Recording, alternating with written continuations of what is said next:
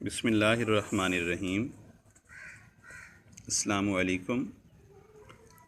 आज हमने स्टील की प्रिपरेशन का सेकंड मेथड स्टडी करना है, नोन एज बेसिमर्स प्रोसेस।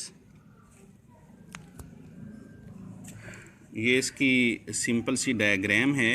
इसके बारे में तीन बातें हम याद रखेंगे।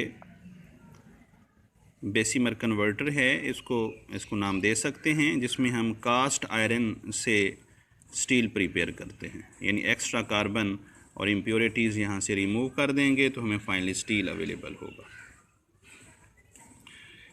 बेसिमर कन्वर्टर ये दरअसल पियर शेप्ड वेसल है, नाशपाती की शक्ल से मिलता जुलता एक मॉडल है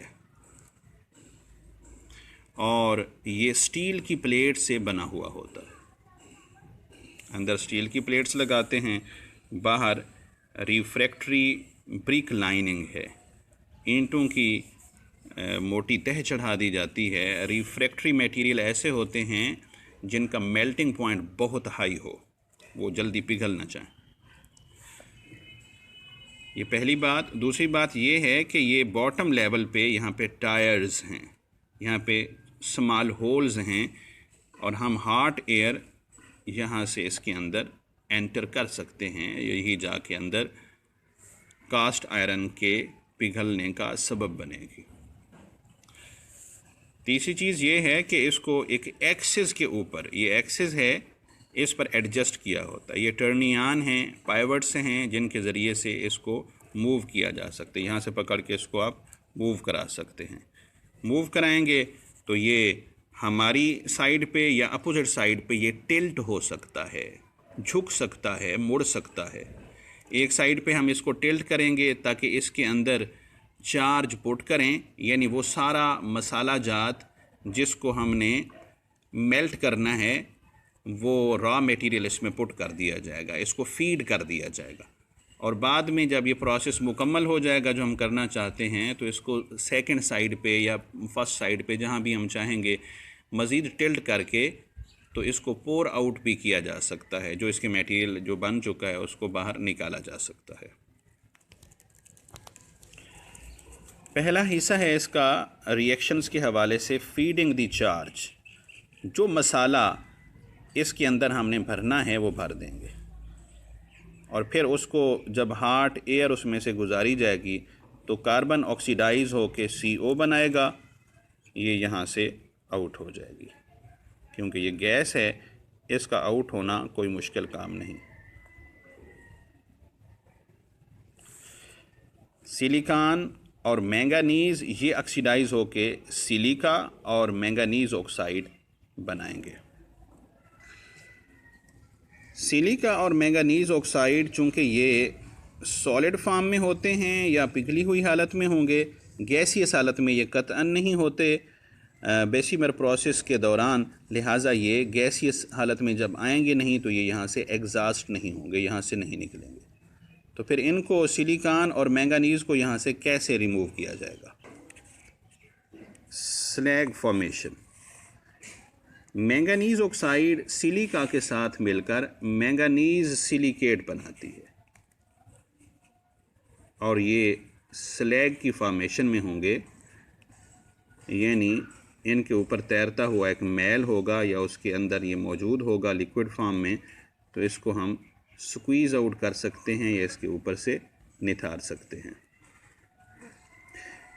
oxidation of carbon, silicon and manganese के दौरान जो बेपनाह हीट प्रोड्यूस होती है, ये इस स्लैग को और अदर मटेरियल को लिक्विड फॉर्म में रखने के लिए सफिशेंट होती है, यानी पिघली हुई हालत में इसको रखती है।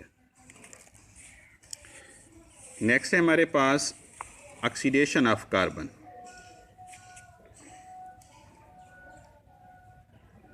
आयरन पिघला हुआ ऑक्सीजन के साथ मिलकर फेरिक ऑक्साइड बनाता है, क्योंकि बाहर से जो हम इसको एयर प्रोवाइड कर रहे हैं ये भी ऑक्सीडेशन में हेल्पफुल होगी। और इसी तरीके से ये फेरिक ऑक्साइड जो आयरन से बनी है और इसी आयरन के अंदर जो मौजूद कार्बन है वो इसके साथ फर्दर रिएक्ट करेगा। तो ये कार्बन इस ऑक्सीजन के साथ मिलकर कार्बन मोनोऑक्साइड बनाएगी और फाइनली हमें आयरन प्योरीफाइड फॉर्म में मिलता चला जाएगा। 10 से 15 मिनट लगते हैं जिसमें ये कार्बन मोनोऑक्साइड सबसाइड्स हो जाती है, यानी ये मध्यम पड़ जाती है। तो इससे पता चलता है कि ये ऑक्सीडेशन का अमल ऑलमोस्ट मुकम्मल हो चुका है। तो हमें निशानी क्या मिलेगी? कार्बन मोनोऑक्साइड दरअसल यहाँ से रिमूव होती है ब्लू कलर के फ्लेम्स की शक्ल में। जो इसकी ब्लूइशनेस कम होती जाएगी तो इससे हम इंडिकेट कर लेंगे कि कार्बन मोनोऑक्साइड की अब मिकदार इसमें कम हो चुकी है। Addition of ferromanganese, at the end of process हम इसमें फेरोमैंगनीज डालते हैं। और इनको क्यों डालते हैं, ये ओपन हर्थ प्रोसेस में आप इसकी रीजंस पढ़ चुके हैं, यहाँ भी वही है। Removal of bubbles, molten steel के अंदर, आयरन के अंदर यहाँ पे बबल्स हो सकते हैं गैसेस के, जैसे ऑक्सीजन, नाइट्रोजन, कार्बन डाइऑक्साइड। इनको रिमूव करना ज़रूरी है ताकि फाइनली जो हमें स्टील मिले वो डिफेक्ट्स फ्री हो।